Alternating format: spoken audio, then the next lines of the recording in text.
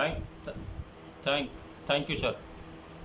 सबसे पहले मैं अपने डॉक्टर साहब और सोनी सर और ऑल बेनिफिट प्लस टीम का मैं तहे दिल से हार्दिक अभिनंदन करता हूं।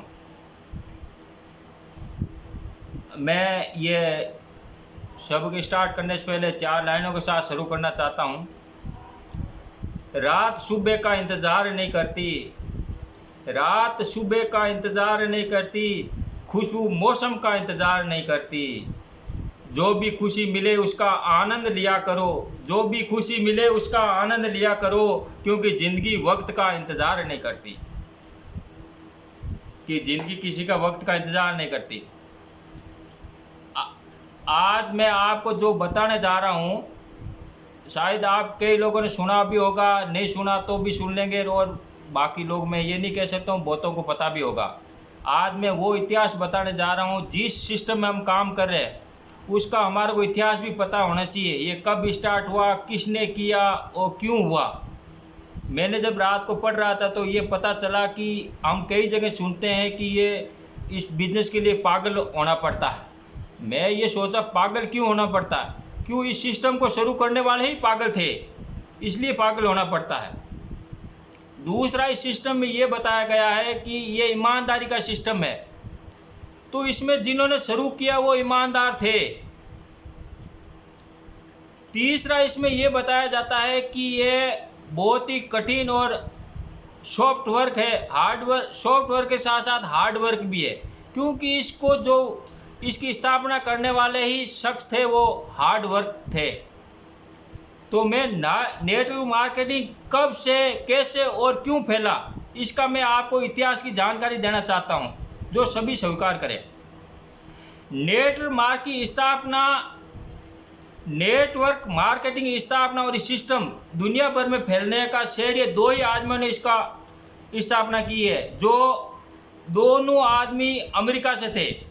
उन्हें रिच डिवास और जे वैन एंडर नामक के दो जिगरी दोस्त थे आपस में, जो सन 1940 में ग्रांड रैपिड्स मिशिगन अमेरिका की एक हाई स्कूल में दोनों पढ़ते थे, साथ में दोस्त थे।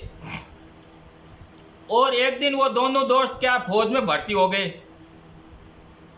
उस समय उन्होंने आपस में वादा किया था कि जब अपना दूसरा विश्व युद्ध हुआ, विश्व युद्ध होने के बाद वो सेना से अपना वीआरएस ले लिया, मतलब सेना से रिटायरमेंट ले लिया उन्होंने बीच में। और दोनों ने आपस में साथ मिलके हम बोला बिजनेस करेंगे। उन्होंने सेना में रहते हुए आपस में समझौता किया कि हम बिजनेस करेंगे। और फौज की नौकरी छोड़ने के बाद सबसे पहले उन्होंने दोनों आदमियों ने क्या है कि केतम अम और पद और तेम जनदेज नामक रेस्टोरेंट खोला था उन्होंने सबसे पहले उस नाम से। उसके बाद उन्होंने बच्चों के खिलौनों का व्यवसाय शुरू किया, मतलब सबसे पहले उन्होंने क्या बच्चों के खिलौनों का व्यापार शुरू किया। और फिर सांझे में ही एक फ्लाइंग स्कूल भी खोला उन्होंने। उस समय मल्टीविटामिन और मिनरल सप्लीमेंट की कंपनी थी न्यूट्रालाइट, जो दुनिया की जानी मानी कंपनियों में एक थी। जो एक न्यूट्रालाइट कंपनी थी वो बहुत ही बेहतरीन और अपने ज़माने की जानी मानी कंपनी थी। और उसकी खासियत ये थी कि उनके उत्पादन का डिस्ट्रीब्यूट स्वतंत्र, मतलब उस ज़माने में भी उसके डिस्ट्रीब्यूट का स्वतंत्र वितरकों के द्वारा किया जाता। मतलब जैसे हम अभी कर रहे हैं नेट में, उस समय उसे स्वतंत्र रूप से इसका डिस्ट्रीब्यूट किया जाता था। और सभी वितरक अपने बिजनेस का स्वयं मालिक थे। जैसे हम आज MLM मालिक है, उस समय उसी के बिजनेस के स्वयं मालिक थे। और सन 1949 में रिच डिवास और जेवन एंडल बी न्यूट्रालाइट के मार्केटिंग बिजनेस में जुड़ गए। और उस समय उन्होंने क्या, दोनों आदमी उस कंपनी में जुड़ गए। और सन 1959 में जब न्यूट्रालाइट और उसके मार्केटिंग कॉन्टैक्ट होता है उसके बीच में मतभेद हो गया, जिनका आपस में जो हर कंपनी का कॉन्टैक्ट होता है उसमें मतभेद हो गया। तो इन दोनों युवकों के रिच डिवास और जेवन एंड ने अपने दम पर बिजनेस शुरू किया। और फिर उन कंपनी से अलग हो गए। उसके बाद अब इन दोनों दोस्तों ने बिजनेस को शुरू किया, करने का निर्णय लिया। उन्होंने अपनी कंपनी की स्थापना की और उसका नाम रखा एमवे, अर्थात अमेरिका वे, यानी कि अमेरिका का तरीका रखा गया एमवे, मतलब एमवे का मतलब ही अमेरिका।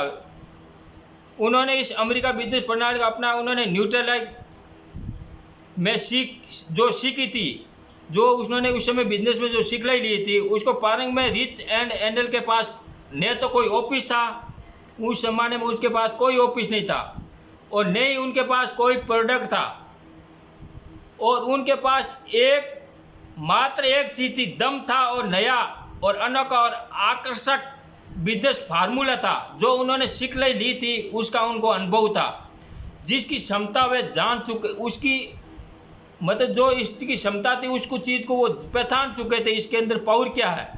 उसी के आधार पर कुछ कर गुजरने को तैयार थे वो। इस जैसे हम कहीं भी कहते हैं कि एमएलए में हम कर गुजरने के तैयार हैं, उसी समय उस जमाने में उसमें जोश था कि हम कुछ न कुछ करेंगे। इसी बीच उन्होंने पर्यावरण को सुरक्षित और प्रदूषण रहित रखने वाले बायोडिग्रेडेबल उत्पादन के बारे में पता चला, और दोनों मित्रों ने सोच विचार में ज़्यादा समय न गंवाकर उसकी मार्केटिंग एजेंसी ले ली। और उस समय बहुत ही कम लोगों ने बायोडिग्रेडेबल शब्द सुना था। रिच और एडल ने उस संबंधित सभी अधिकार खरीद लिए।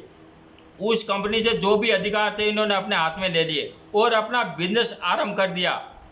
और उन्होंने न्यूट्रलाइज कंपनी में मार्केटिंग का काम कर चुके लोगों से बातचीत की, और जो इस कंपनी में न्यूट्रलाइज कंपनी में जो लोग काम कर रहे थे उन लोगों से उन्होंने बातचीत की, और वह लोगों को अपने स्वतंत्र वितरक रूप में काम करने को तैयार किया। रिच और एडल ने आरंभ से स्टार्टिंग के अंदर ऐसा सिस्टम बनाया कि हर व्यक्ति को बिजनेस तथा लाभ का समान अवसर प्राप्त हो। आज ही एमवे पूरी दुनिया में फैल चुकी है। इस बिजनेस प्रणाली की सफलता देखकर दुनिया भर की बड़ी बड़ी कंपनियां इस अपना रही है, अर्थात सफलता के नए कीर्तिमान स्थापित कर रही है। भारतीय नजरिया और परिणाम, भारत की भी कुछ अच्छी कंपनियां इस सिस्टम को अपनाकर नेटवर्क मार्केटिंग बिजनेस कर रही है, और इस सिस्टम से जुड़े लोग खूब दौलत और शोहरत कमा रहे हैं। जैसा कि आमतौर होता है कि शुरू में लोग अपने फ़ायदे की बात को भी सुनना पसंद नहीं करते हैं। हम कई बार देखते हैं कि हम किसी को बताते हैं, वो इस कान सुनते हैं, उस कान से निकाल देते हैं। लेकिन जब कोई लाखों में एक व्यक्ति उस बात को सुनता, समझता और अपना कर लाभित हो जाता, और दूसरे लोग चौकने होते, जैसे आज कमाते हैं दुनिया, वो ऐसे उस समय चौकने होते थे। उस बिजनेस और सिस्टम को आखिर होते प्रारंभ में भारत में भी ऐसा ही नेटवर्क मार्केटिंग सिस्टम के साथ शुरू में लोगों ने कोई तजुर्बा नहीं दिया। स्टार्टिंग में इस लोगों ने कोई ध्यान नहीं दिया इस बिजनेस के ऊपर, लेकिन तजुर्बा देने वालों को मिली सुखद और परिणाम देखकर कालांतर में वे इस ओर आकर्षित हुए। कुछ लोगों की सफलता देखकर लोग आपस में अपने ये मेटेरियल मार्केट आकर्षित हुए। बिजनेस सिस्टम को गहराई से और सत्यता विकास से लाभ को समझना और स्वीकार कर पहले इस पार्ट टाइम जॉब के रूप में अपनाया। कुछ लोगों ने क्या पार्ट टाइम शुरू किया, और कुछ लोगों ने इससे अच्छे नतीजे सामने आए, और इन लोगों ने अपने पारंपरिक व्यवसाय में अधिक समय व प्राथमिकता इस व्यवसाय को दी। फलस्वरूप उन्होंने क्या वे समय पा लिया जिन्होंने पाने के सपने वे देश कई वर्षों से देख रहे थे, किंतु वो पा नहीं पाए थे, मतलब प्राप्त नहीं किए थे। जो सपने थे वो साकार नहीं हो रहे थे। आज बहुत से लोगों ने लखपति करोड़पति बनने का अपना सपना इस बिजनेस को अपनाना साकार किया है, और अनेक लोग तो ऐसे भी है कि वे कुछ नहीं करते, क्योंकि गुजरे समय से में वे अपना जीवन वृक्ष मतलब ग्रो लाइन रोप चुके हैं। आज उनके पास फलों में धन का आभार है, और ये धन निरंतर बरस रहा है। वे जिंदगी का भरपूर आनंद ले रहे हैं। लगातार होने वाली आय ने उनके लिए कुछ भी करता है, कुछ भी पाना, पलक झपकते ही दुनिया के इस कोने से उस कोने तक पहुंच जाता है। यानी सब कुछ संभव बना दिया उन्होंने। परिवर्तन हमारे जीवन के लिए आवश्यक है। यदि हमारे जीवन में परिवर्तन महत्वपूर्ण नहीं है होता तो हम आज भी पुराना जीवन जी रहे होते। समय के साथ जो लोग नहीं बदलते हैं, इतिहास गवाह है कि या तो वो लोग मिट गए हैं या पिछड़ गए हैं। परिवर्तन प्रकृति का नियम है। यदि आप अपने जीवन को स्वार्थ चाहते हो या कुछ अच्छा करना चाहते हो तो आपको ये भी देखना होगा कि समय के साथ दुनिया में क्या क्या परिवर्तन नहीं हो रहा है। उस हिसाब से आपको भी अपनी सोच में, अपने विचारों में परिवर्तन करना होगा। आपको खुली आंखों से देखना होगा कि ऐसा क्या है जो तेजी से विकसित हो रहा है और दुनिया में अपनी विशेष पहचान बना रहा है। दुनिया के साथ कदम से कदम मिलाकर चलने के लिए आपको आधुनिक विज्ञान, आधुनिक टेक्नोलॉजी, आधुनिक सिस्टम और नई उपलब्धियों को अपनाना होगा। अपने चारों तरफ हो रहे परिवर्तन को देखना होगा और जानना होगा कि आपके लिए क्या क्या और क्या जरूरी है, ताकि आप अपने सभी गुणों, अनुभव, योग्यता, शक्ति और ज्ञान का सही तरीके से इस्तेमाल करके अपने सपनों को साकार कर सके। एक बात हमेशा याद रखना, परिवर्तन प्रकृति का नियम है। जो लोग समय अनुकूल अपने आप में परिवर्तन नहीं करते हैं वे या तो पिछड़ जाते हैं या फिर नष्ट हो जाते हैं। हर वर्षों में नए पत्ते आते हैं और पुराने उनके लिए अपना स्थान छोड़ना पड़ता है। समय अनुसार ऋतुएं भी परिवर्तन होती रहती है। इसलिए नजरिया से इंसान का भी समय के अनुसार बदलना ही बुद्धिमानी है। रूढ़िवादियों को आज तक किसने सफलता का शिखर छूते नहीं देखा है। जो लोग समय के साथ नहीं चलते, सफलता भी उन्हें अपने साथ लेकर नहीं चलती है। इस संदर्भ में कुछ एक घटना याद आ रही है कि आज से 5-6 दशक पहले स्विट्जरलैंड में एक बनी घड़ी पूरी दुनिया में सर्वाधिक बिकती थी। जिस समय वो एक चाबी वाली घड़ी थी जो चलती थी, स्विट्जरलैंड में बनती थी। स्विस घड़ियाँ ही सर्वोत्तम क्वालिटी मानी जाती। उस समय, उस जमाने में उसी घड़ी की वैल्यू थी कि दूसरा सिस्टम नहीं था। उस समय स्विस फैक्ट्री में 80,000 लोग काम करते थे। कितने? 80,000 लोग काम करते थे। लगभग 80% घड़ियाँ बाजार में स्विस कंपनी का कब्जा था। और 1950 के दशक की शुरुआत में एक व्यक्ति ने डिजिटल घड़ी विकसित की और स्विस के कंपनी के दफ्तर में जा पहुंचा, मगर कंपनी ने इस नए डिजिटल घड़ी को नहीं स्वीकारा। कारण स्विस घड़ी कंपनी का विचार था कि संसार भरी में वही सर्वश्रेष्ठ घड़ी है। उनको अपने आप पे गर्व था कि हमारे से बड़े कोई सिस्टम में घड़ी नहीं है और कोई भी नई तकनीक उनके आगे टिक नहीं सकती। उनको अपने आप में घमंड था। उस समय तक पूरी दुनिया में इलेक्ट्रॉनिक क्रांति दस्तक दे चुकी थी और उसी का परिणाम वे डिजिटल घड़ी थी। मगर स्विस कंपनी ने इलेक्ट्रॉनिक क्रांति को, उस दस्तक को नहीं सुना और उस व्यक्ति को वापस लौटा दिया, बेरंग लौटा दिया।